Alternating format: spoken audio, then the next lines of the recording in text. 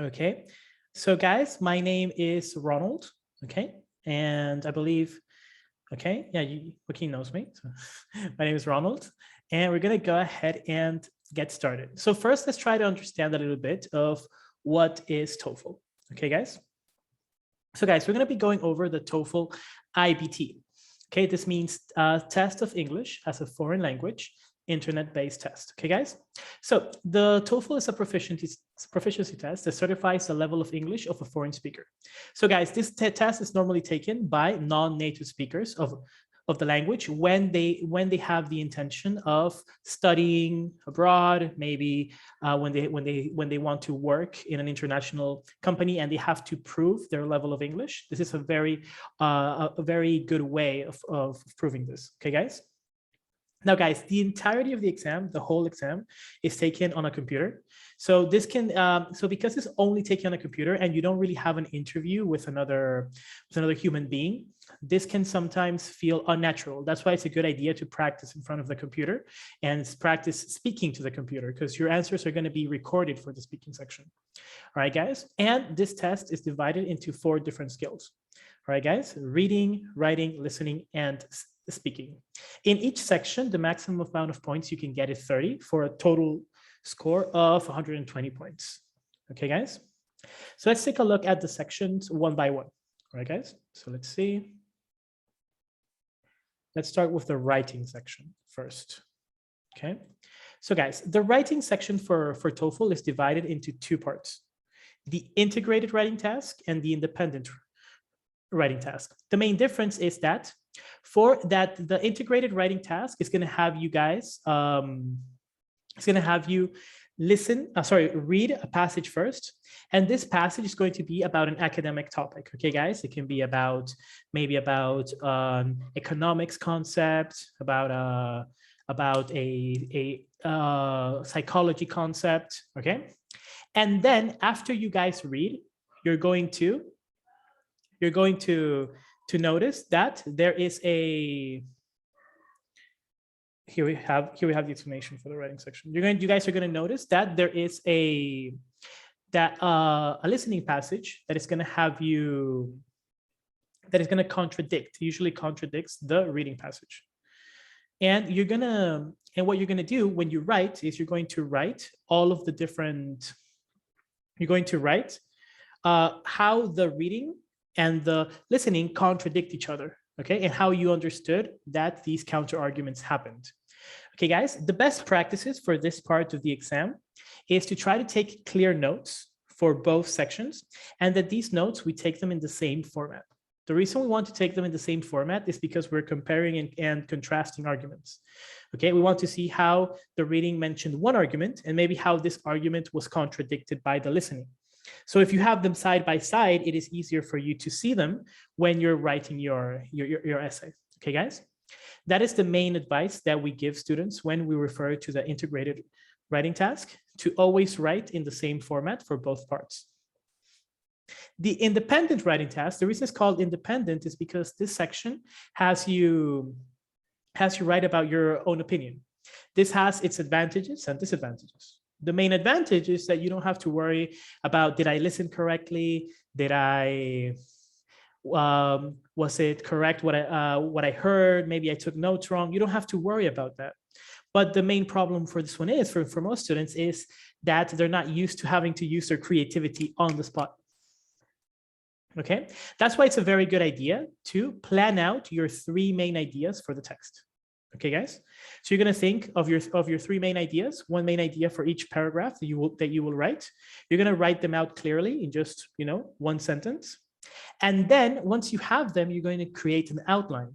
An outline is a plan of where you're going to express how you're going to support each one of those arguments. Okay, guys, how you're going to, for example, if one of your arguments refers to a specific topic that relates to you, you're going to give your arguments to why you consider that topic to be important or to be relevant. Okay, guys, those are the best practices for the writing sections for both parts, for both the integrated writing task and for the independent writing task. Okay, so let's go ahead and continue, guys. Now we're going to take a look at what happens in the reading section. Okay, so guys, in the reading section, all right, you will have 1 hour to read 3 passages. Okay, guys?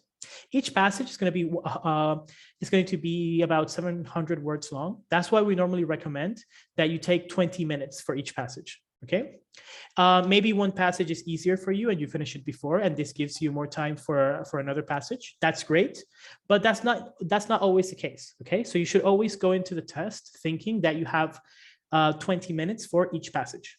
Okay, now guys, after you read the passage, you're going to see between 12 to 14 questions. You're going to have the questions and the passage there at the same time. Okay, and of these 12 to 14 questions, these questions are all going to belong to one of these 10 formats of questions. You guys can see the formats on the screen: referent, paraphrase, text insertion, and so on. We're not going to go into the specific formats and what each format looks like in this presentation, but it is important that you guys know that these formats exist, right, guys? Because this is going to go well into the best practices that we're going to talk about for the reading section in a sec. All right. So guys, let's go over what the best practices for this one is.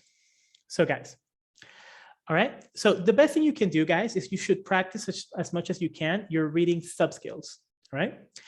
Reading subskills are divided into the next types. The first one is skimming. Okay, guys, skimming means reading for gist. Gist refers to the overall idea of the text. All right, skimming is what we do, for example, when we're reading a newspaper.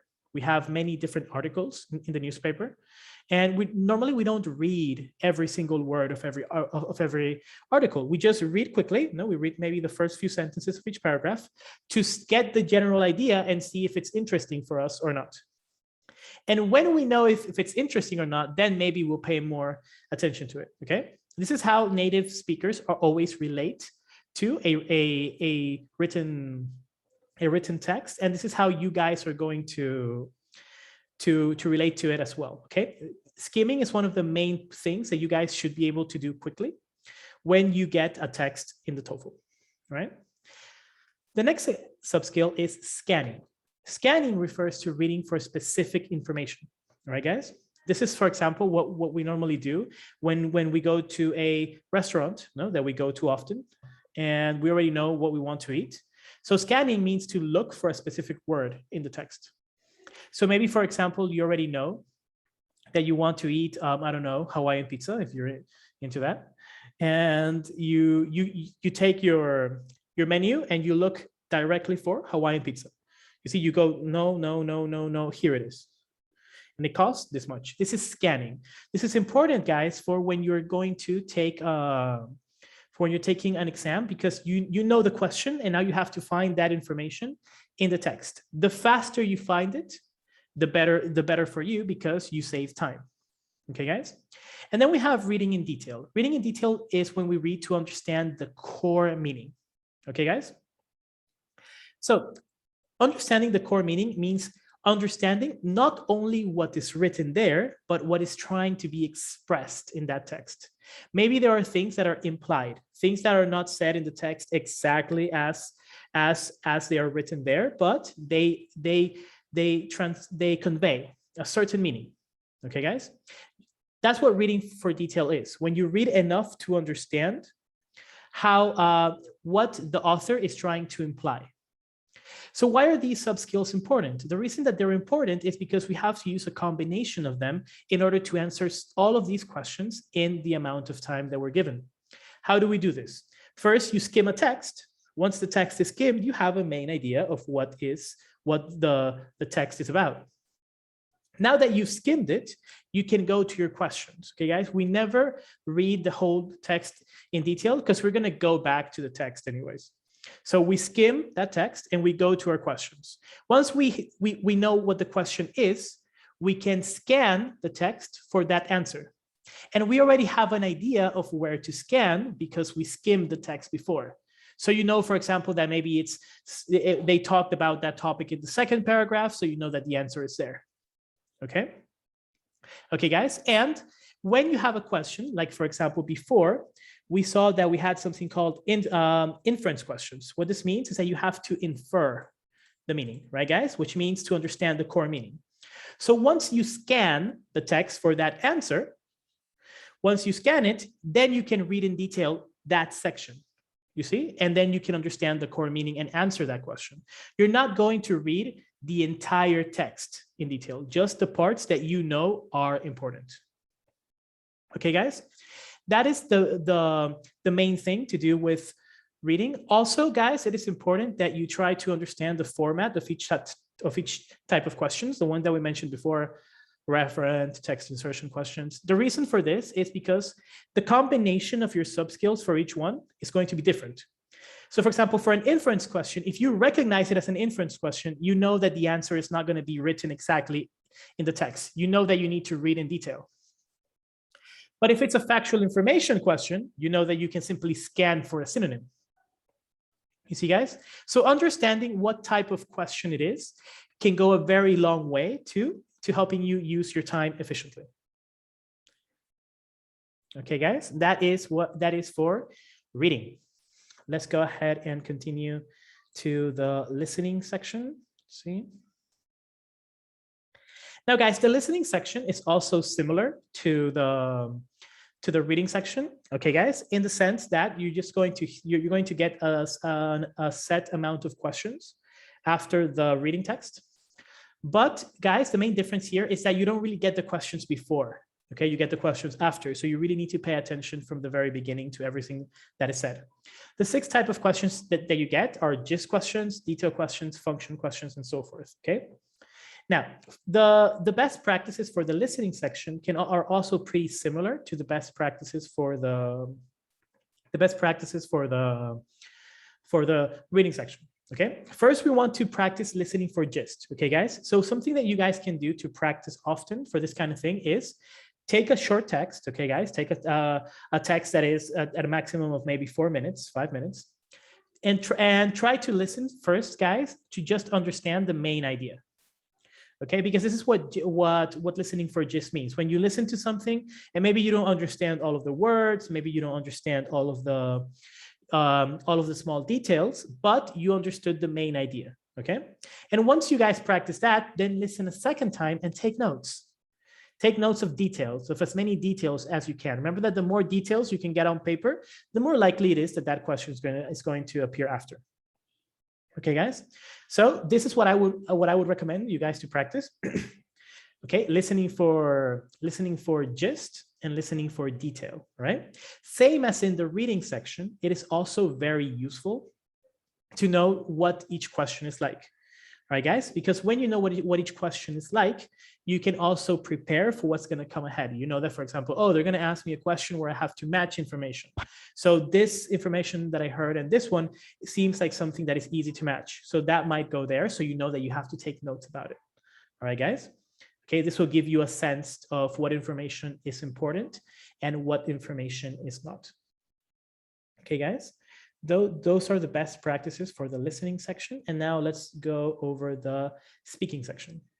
In the speaking section, guys, what's going to happen is that you will get 6 questions. All right, guys? These 6 questions that you get, okay, guys, they're going to go in a specific order. Okay, they always go in the same order. But what's unnatural, as I mentioned at the beginning, is the fact that you're being recorded. You're not really speaking to another person. And this is something that you have to practice because it's not something that most people are used to. Okay, so the types of questions you get are called free choice questions, pair choice questions, campus integrated questions, and so forth. Okay, and some of these questions are just going to ask you for something that's going to come from your own accord. All right, some of them are going to have you read a text. Okay, read a text and then listen to a lecture and then combine that information and talk about it. Okay, you need to take good notes for those. And the other ones are going to be just audios. You're going to listen to the audios and then speak. Each one has a specific amount of time that you have to speak. Okay, this is sometimes the most difficult part of the speaking section, and that's what we're going to go over in the best practices.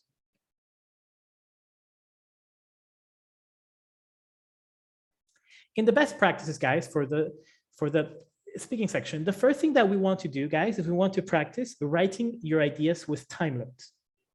So if somebody asks you, for example, something like, what are the best things about your country? You want to be able to write the three best things about your country in 15 seconds.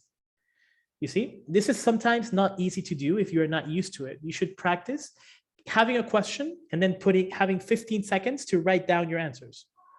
You see, because that's how it's going to be in the first two questions in the speaking part. All right, guys, you only get 15 seconds of preparation, and having your ideas written down from the beginning is going to be of great help to you guys. All right, because that way when you're speaking, you're not trying to find an idea. That's why you hear so many people saying during the speaking section, because they don't really know what to say. They're thinking, but if it's on paper, you can read it and just talk about it. All right, guys. The next thing you should do is you should also practice speaking while looking at a timer. Okay, guys, it might not, sometimes we don't think it's a problem, but having that added pressure there of knowing that you have a time limit and that time is going down, and maybe you haven't expressed your ideas. So you start to make mistakes or you start to stutter more because you have 10 seconds left and you want to say 1,000 more things. That can be a huge issue for most people. So it's a really good idea that before the exam, you practice by using a timer. Okay, you say, okay, I'm going to answer this question in 45 seconds.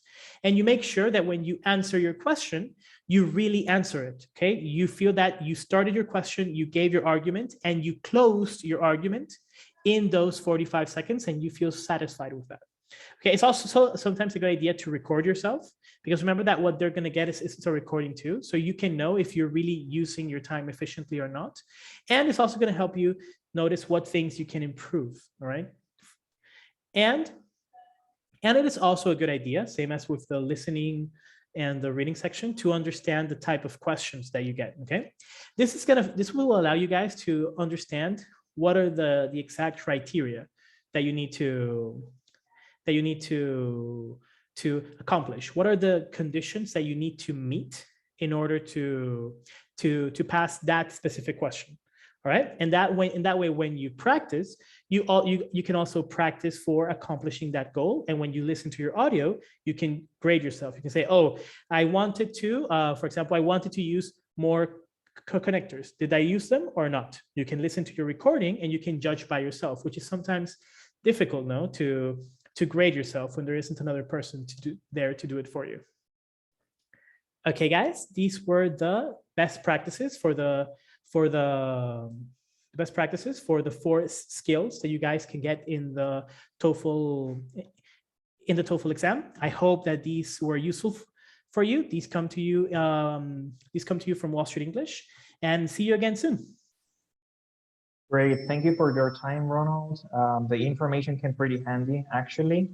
Joaquín, por casualidad, ¿tienes alguna consulta, algo que necesites tal vez que aclaremos antes de que terminemos la sesión? Me comentas, y si todo bien, bueno, agradecerte por tu participación y por presentarte a la sesión que planificamos hoy.